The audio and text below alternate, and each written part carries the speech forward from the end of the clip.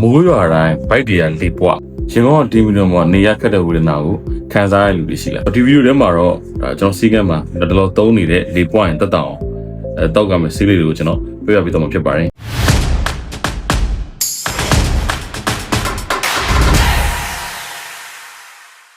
အားလုံးမင်္ဂလာပါခေါင်းဆောင်စီးကမ်းစီးတဲ့ page ကနေအားလုံးပြန်လည်ကြိုဆိုလိုက်ပါတယ်ကျွန်တော်ကျွန်မတို့ပါခေါင်းဆောင်မိသားစုစီကံရဲ့ပြင်နယ်မိသားစုဆရာအောင်ဖြစ်ပါတယ်မိုးရင်းမှာအေးတက်ကြောင့်မလို့အစာအိမ်ကလှုပ်ရှားမှုနှိမ့်သွားပြီးတော့မှဘိုက်ထဲမှာလေတွေကိုပိတ်မိတတ်ပါတယ်ဆိုမျိုးကတကယ်လို့လူမျိုးဝင်တာခံစားနေရတယ်ပိုက်တင်းနဲ့ဆိုရင်ဒါဆရာစီကံမှာဆရာလူနာတွေကိုလည်းညွှန်ပေးနေတယ်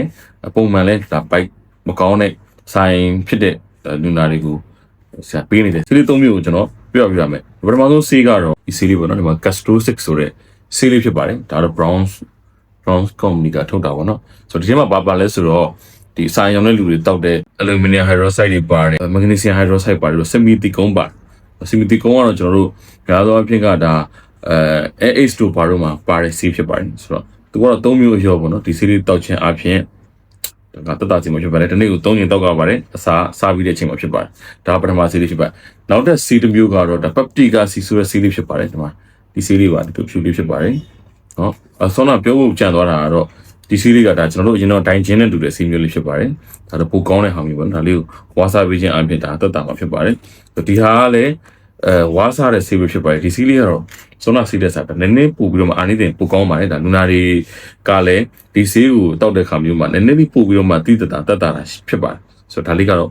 ဒါမှ peptica စီဆိုတဲ့စီးလေးဖြစ်ပါတယ်နောက်ဆုံးစီးကတော့ cascos ဆိုတဲ့စီးမျိုးဖြစ်ပါတယ်ဒါလေးပါ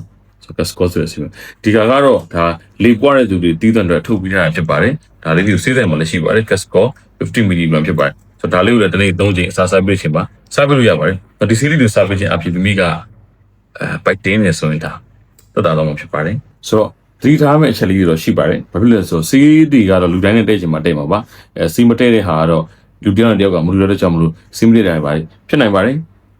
ဆိုတော့များသောအားဖြင့်တော့ science တွေတော့မတက်တာတော့ရှားပါတယ်ဒါလည်းတော့သတိပြုစရာဖြစ်ပါတယ်ဒီရောဂါခံရှိသူတွေကိုဝင်ဆောင်နေအနေနဲ့ဆိုရင်တော့ဒီ series သုံးမယ်ဆိုတော့မိမိရဲ့သက်ဆိုင်ရာဆရာဝန်အနေနဲ့အမီတော့မှသုံးသင့်ပါတယ်ကိုယ့်ဘက်တာကိုစိုက်ပြီးတော့ပြီးတော့ပြောသင့်ပါခင်ဗျာဆိုတော့ဒီ video လေးမှာပြပြလိုက်တာကတော့ဒါဆရာကိုလည်း series ကမ်းမှာပေးနေတယ်ဒီလိုလည်းအသက်တာများတဲ့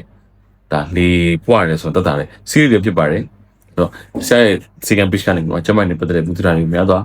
ရဝပေးတာမလို့ share channel လေးကို follow လုပ်ကြအားလုံးတိုက်တွန်းလိုက်ပါတယ်သိကျင်တဲ့အကြောင်းအလေးရှိတဲ့အောက်က comment ကိုရောက်ရေးသားထားလို့ရပါတယ်မိမိကဆိုင်ရုံးကခန်းစားနေရတယ်စေးတောက်လို့လည်းမတက်တာဘူး